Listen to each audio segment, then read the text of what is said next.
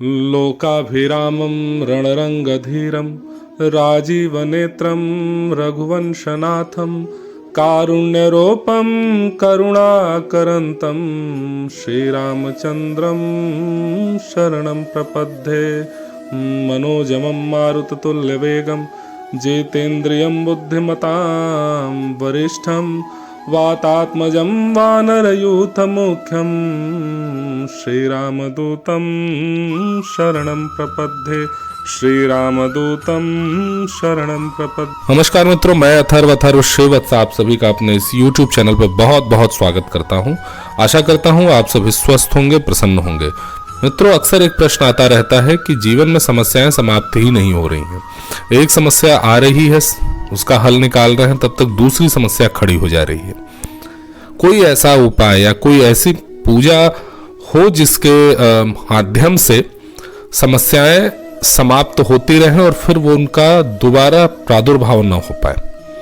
तो मित्रों, इस मामले में मैं आपसे बताना चाहूंगा कि कलयुग में जो सिद्ध देव हैं वो श्री हनुमान जी महाराज हैं, और हनुमान जी की आराधना, साधना, पूजा से समस्याएं जड़ से समाप्त होती हैं।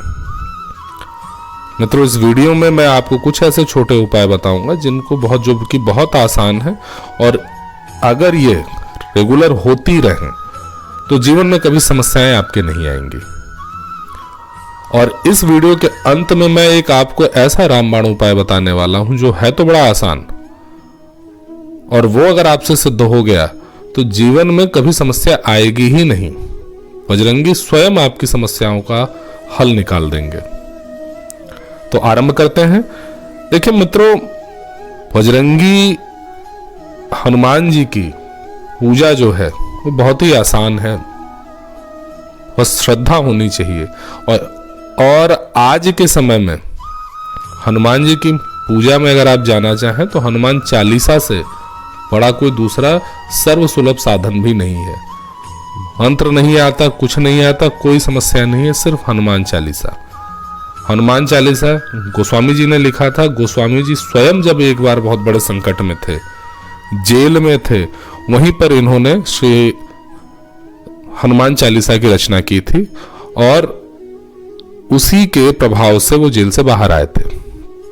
इसके संबंध में पूर्व मेरी एक वीडियो आ चुकी है, अगर आप देखना चाहें तो बिल्कुल जाके उसको देखिए। उसमें विस्तार से हनुमान चालीसा का इतिहास, क्यों लिखा गया, ये सब कुछ बताया है मैंने। तो आरंभ करते हैं मित्रों। देखिए, हनुमान चालीसा में अगर आप जेल में हैं या जेल जाने की संभावना है, लेकिन आप सत्य के साथ हैं, आपने अधर्म कुछ नहीं किया है, मिथ्यारोप आपके ऊपर लगा है और जेल जाने की संभावना आ चुकी है, तो गोस्वामी जी ने हनुमान चालीसा में कहा है, जो सतबार पाठ कर कोई छूट ही बंध महासुख होई। बंधन में अगर आप जाने वाले हैं या बंधन में आप हैं और 100 बार हनुमान चालीसा का पाठ अगर हो जाए तो यकीन मानिए आपको इस बंधन से छूटने से कोई रोक नहीं पाएगा। बंधन जेल के अलावा भी बहुत सारे बंधन होते हैं। कुछ बंधन ऐसे होते हैं जो आप ऐसी समस्याओं में घिर गए हैं कि एक निकलती है, दूसरी आपको घेर के बैठे रहती है। आपका दिमाग बाहर जा ही नहीं पा रहा है, कुछ प्रोडक्टिव आप सोच ही नहीं पा रहे हैं। बंधन एक वो भी है। आप अपनी जॉब में हैं, आपका अधिकारी है, वो आपको नित्य कोई षड्यंत्र से बांध के रख रहा है, परेशान है आप अगर छूटना चाह रहे हैं तो संकल्प के साथ हनुमान चालीसा का 100 बार पाठ कीजिए, निश्चित रूप से आप छूट जाएंगे। ये जो उपाय है, इसमें किसी भी मंगलवार या शनिवार के दिन प्रातःकाल ब्रह्म मुहूर्त में उठकर स्नान इत्यादि से निवृत्त होकर हनुमान जी के समक्ष बैठ जाइए, हाथ में गंगा जल लीजिए और संकल्प कीजिए कि हे प्रभु, मेरी ये समस्या है और इस समस्या के समाधान के लिए मैं 100 बार 11 दिन या 21 दिन तक हनुमान चालीसा का जप जो है आरंभ करने जा रहा हूं। अपनी कृपा दृष्टि बनाए रखिए, मुझे इस समस्या से बाहर निकालिए। निश्चित रूप से आप बाहर आ जाएंगे।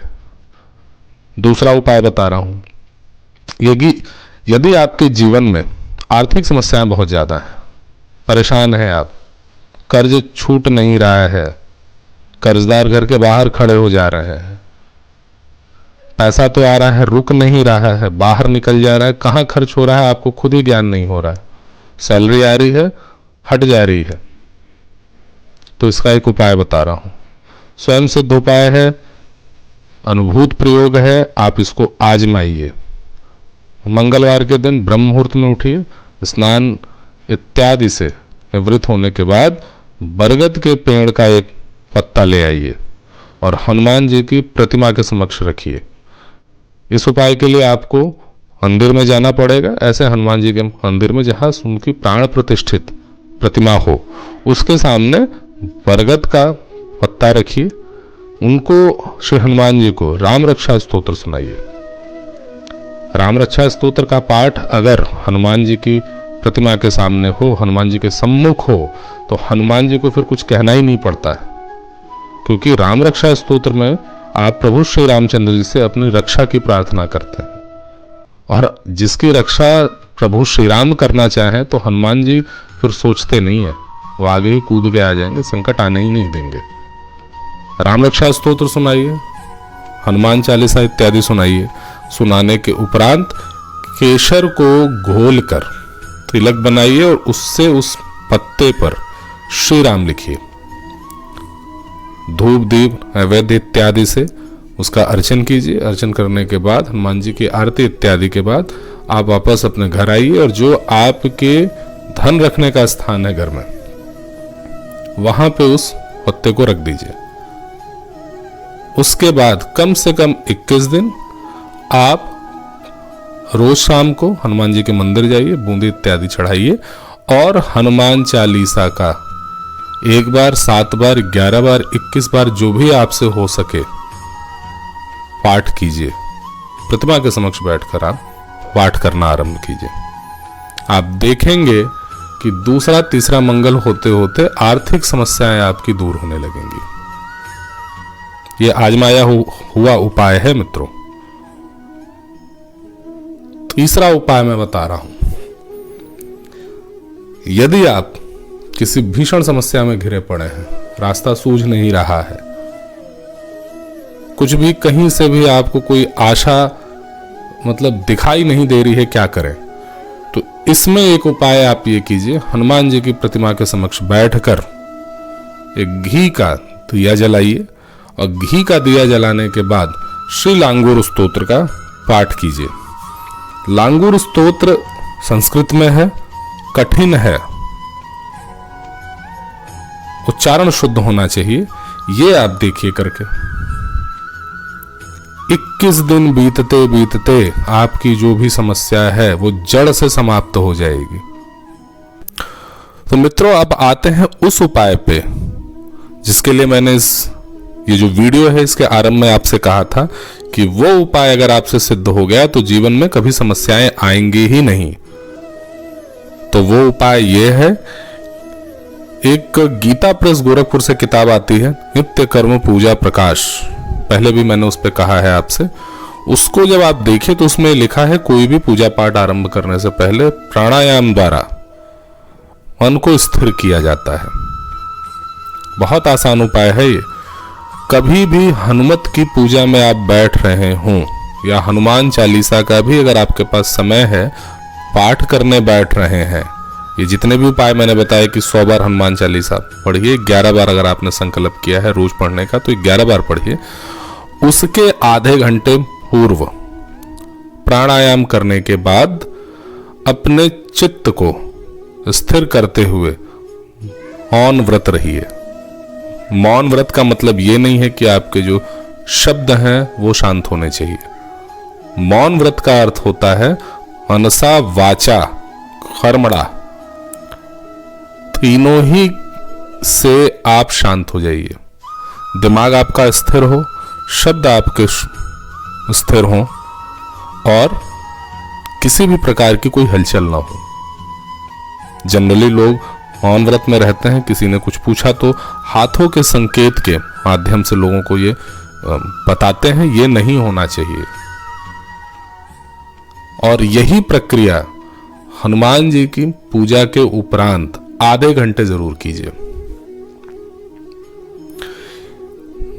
अगर प्रतिदिन हनुमान जी की प्रतिमा के समक्ष आप बैठ के प्राणायाम करने के उपरांत सिर्फ आधे घंटे अपने चित्त को प्रभु श्री रामचंद्र जी में स्थिर करते हुए अगर आप मौन व्रत रख रहे हैं तो यकीन मानिए श्री हनुमान जी महाराज आप और आपकी समस्या के बीच में खड़े हो जाएंगे। ये पूज्य गुरुदेव भगवान द्वारा आजमाया हुआ उपाय है, ये निष्फल नहीं होगा। हाँ, समय जरूर आपको अभ्यास करने में, प्रैक्टिस करने में समय ज्यादा लग सकता है, लेकिन अगर ये उपाय सिद्ध हो गया तो इस बात की गारंटी है कि जीवन में किसी प्रकार की कोई समस्या नहीं रहेगी। आप जो चाहेंगे वो होगा। ये इसका अभ्यास बहुत जरूरी है। आरंभ में नहीं होगा, चित्त भटकेगा, मन चंचल होता है, इधर उधर भागेगा, बहुत कठिन है। अभ्यास से ही ये सिद्ध होगा। तो मित्रों, इसी उपाय के साथ आज का जो वीडियो है समाप्ति की ओर है। आशा करता हूं आज ये वीडियो आपको पसंद आया होगा। पहली बार अगर हमारे चैनल पर आए हैं तो सब्सक्राइब जरूर कीजिए, आपके सहयोग की नितांत आवश्यकता है। अपने मित्रों एवं सहयोगियों के साथ अधिक से अधिक इस वीडियो को शेयर कीजिए। इसी प्रकार के अन्य रोचक जानकारियों के साथ अगले वीडियो में पुनः आपसे भेंट होगी। तब तक स्वस्थ रहें, प्रसन्न रहें। आपने अपना बहुमूल्य समय दिया, इसके लिए बहुत बहुत धन्यवाद आपको।